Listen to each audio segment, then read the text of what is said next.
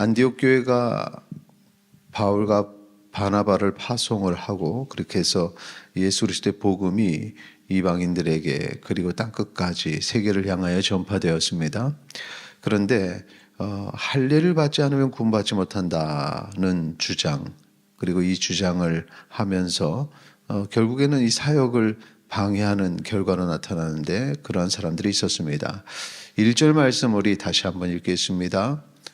어떤 사람들이 유대로부터 내려와서 형제들을 가르치되 너희가 모세의 법대로 할례를 받지 아니하면 능히 구원을 받지 못하리라 하니.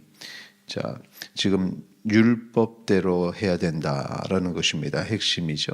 현장에서의 상황과 그리고 이제 자기들이 알고 있는 그 율법적인 지식, 이것이 이제 부딪히는 것입니다.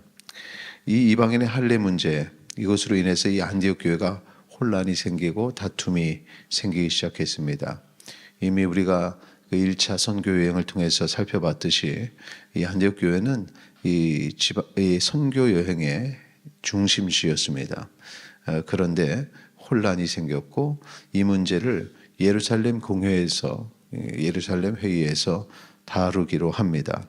그래서 2절에 보면 바울 및 바나바와 그들 사이에 적지 아니한 다툼과 변론이 일어난지라 형제들이 이 문제에 대하여 바울과 바나바와 및 그 중에 몇 사람을 예루살렘에 있는 사도와 장로들에게 보내기로 작정하니라, 이렇게 결정을 내립니다.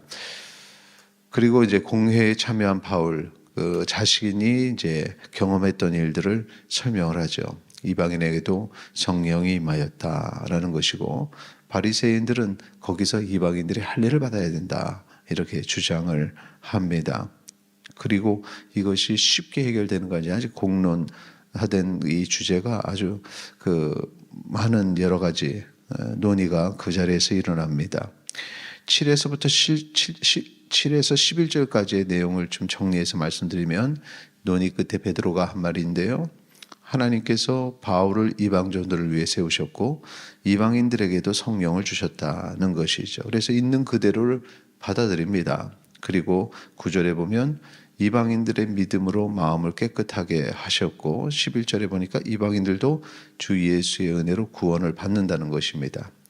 참으로 감사한 것은 회의를 통해서 여러 가지 충돌이 있었습니다만, 그러나 사도 베드로 그리고 그 결정권을 가진 사람들은 그래도 하나님께서 일하고 계시고 하나님께서 일하신 일들이 어떻게 나타난지를 보고 그것을 깨닫는 그런 영분별의 은사들이 있었기 때문에 잘 이렇게 마무리가 됐다는 것입니다.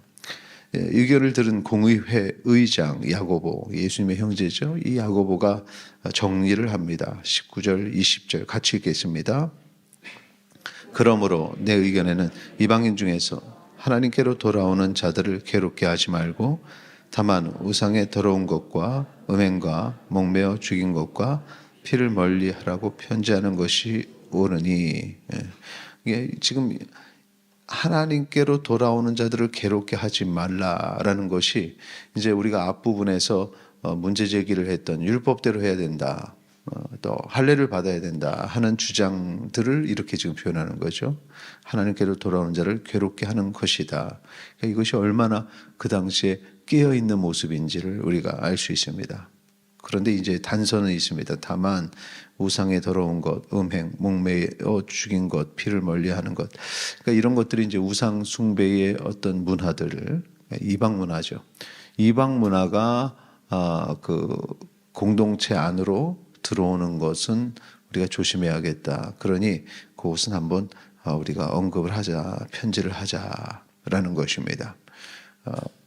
이 결정이 편지로 보내지게 되고 회당에서 선포되면서 각 교회가 이 결정을 다 보게 됩니다. 그리고 이제 안디옥 교회는 당연히 기뻐하게 되죠. 평안을 누리게 되고 그런 자유함을 누리게 됩니다. 그리고 35절 말씀, 사역을 감당하는 결과들은 이렇게 나타납니다. 같이 읽겠습니다. 바울과 바나바는 안디옥에서 유하며 수단 다른 사람들과 함께 주의 말씀을 가르치며 전파하니라. 아멘. 네, 다행히 복음을 전하는 사람들이 힘을 얻어서 복음을 전할 수 있게 되었던 것입니다.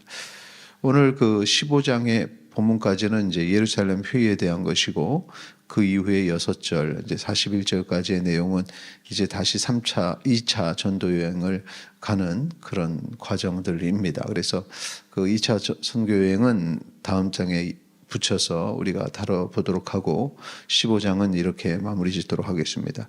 오늘 이 말씀 특별히 우리가 이 과정이 사도행전 15장에 기록되어서 하나의 복음으로 말씀으로 우리에게 주어졌습니다. 근데 여기서 우리가 기억해야 될 것은 예루살렘 공회, 그러니까 예루살렘 교회의 회의가 기록되었다는 것입니다. 사람들이 모이고 사람들이 토론했고 사람들이 결정했습니다. 그런데 영적으로 깨어있는 사람들이 모이니 그 결정의 모든 과정은 하나님이 원하시는 대로 이렇게 이끌어졌습니다. 이건 참으로 이 시대의 교회가 바라보고 모델로 삼아야 되는 모습입니다.